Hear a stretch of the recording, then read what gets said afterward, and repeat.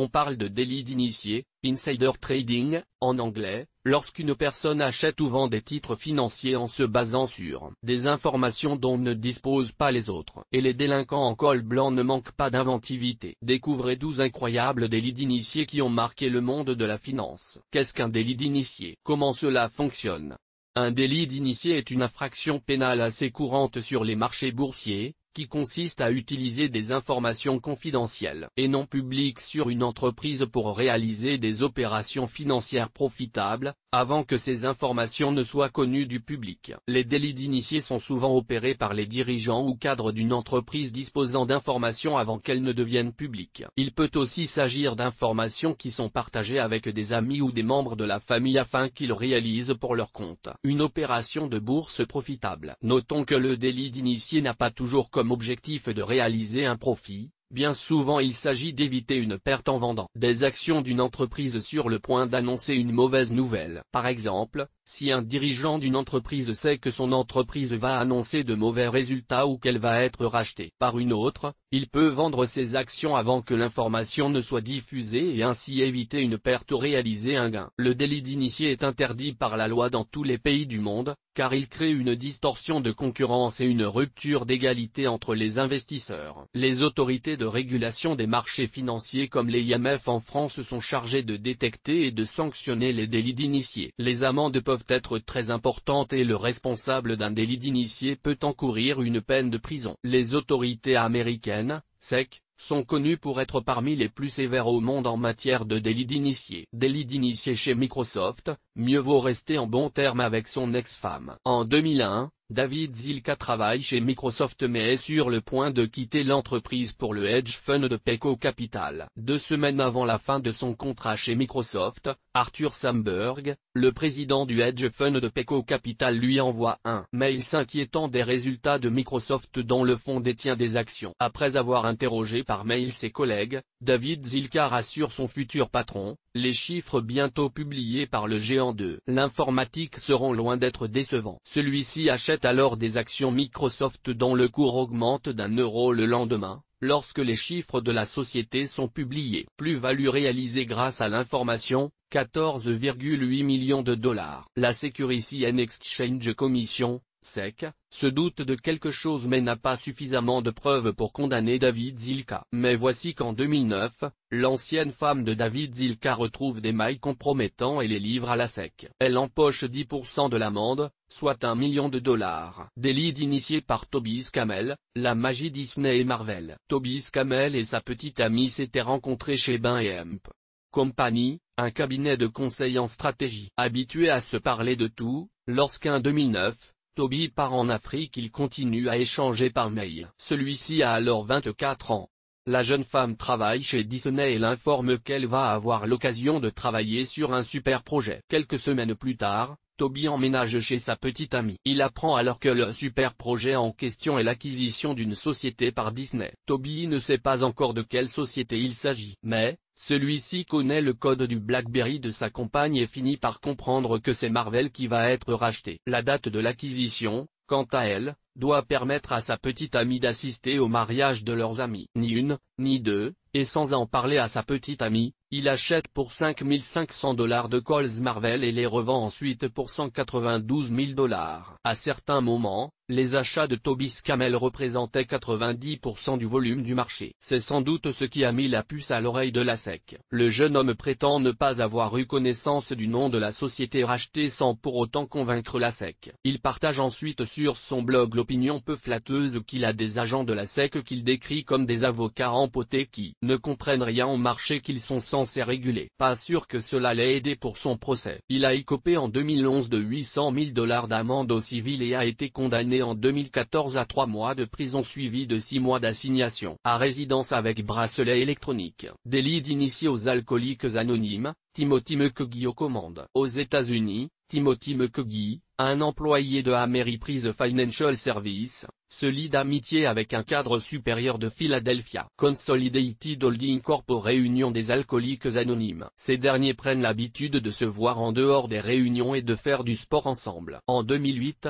Timothy McGee apprend alors que la compagnie de son ami est sur le point de fusionner avec Tokyo Marine Holding. Prévoyant une hausse des actions de la Philadelphia, celui-ci en achète et fait également profiter ses amis et sa famille de l'information. Le 23 juillet 2008, les actions en question font un bond de 64% et Timothy empoche $292 000.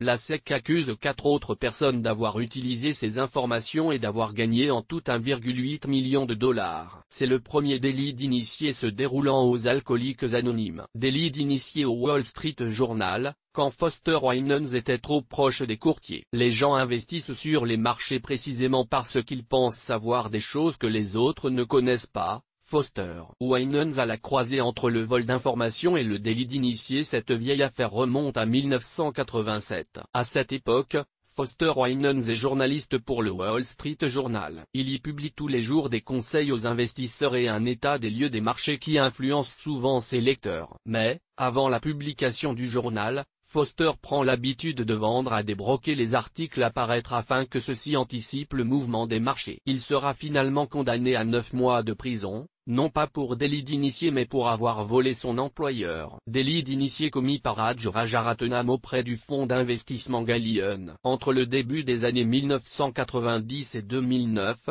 le fonds d'investissement Galleon Group semblait détenir une recette miracle. Raj Rajaratnam, son fondateur, était devenu milliardaire avec une fortune estimée à 1,5 milliard par le magazine Forbes en 2009. Loa Peltz dans son livre sur les meilleurs investisseurs, The New Investment Superstar, 13 Great Investors and Their Strategy, for Superior Returns, le cite même en exemple, sans utiliser d'effet levier, il a généré des profits records sans aucune perte. Il met tout aussi bien l'accent sur le trading que sur les recherches. Le secret du fonds reposait en effet sur sa façon extrêmement efficace de rechercher des informations. Plus précisément, Raj Rajaratnam avait mis au point un réseau imparable au cœur de Wall Street pour disposer d'informations confidentielles. Il a été accusé d'avoir bénéficié d'informations illégales sur pas moins de 35 sociétés cotées comme IBM, Intel, Hilton et Goldman Sachs grâce à de nombreux contacts. Le tribunal l'a condamné en 2011 à une peine exemplaire de 11 ans de prison, plus 150 millions de dollars d'amende, et 19 de ses courtiers ont plaidé coupables de délit d'initié. Les gains que le fonds de Raj Rajaratnam aurait réussi à faire grâce à ce délit d'initié est estimé à 72 millions de dollars. Véritable scandale à Wall Street. L'affaire a mis en évidence le manque de transparence des pratiques financières et la connivence du milieu bancaire américain. En effet, Raj Rajaratnam a entraîné dans sa chute une partie de son carnet d'adresses dont l'ancien vice-président d'IBM, Robert Moffat, ou Raja Gupta, ancien CEO du cabinet de conseil McKinsey et membre des conseils d'administration de Goldman Sachs, Procter & Gamble et American Airlines, tous deux condamnés pour délit d'initié. Le CEO de Goldman Sachs, Lloyd Blankfein, avait même dû venir témoigner durant le procès et s'était fait remarquer en allant serrer la main de Rajaratnam à la fin de la séance. Le délit d'initié le plus lucratif de toute l'histoire commis par le trader Matthew Martoma. Le trader américain Matthew Martoma fut à la fin des années 2000 au cœur de la plus lucrative affaire de délit d'initié de toute l'histoire, d'après le procureur de Manhattan Preet Bharara. La justice, à travers lui, s'attelait à faire tomber son patron le multimilliardaire Steve Cohen, à la tête de SAC Capital qui empocha en 2008 276 millions de dollars, soit 202 millions d'euros, grâce à l'obtention d'informations non publiques sur un médicament. Matthew Martoma, ayant été informé par un médecin qu'un médicament anti-Alzheimer développé par deux sociétés, Elan et Wyeth,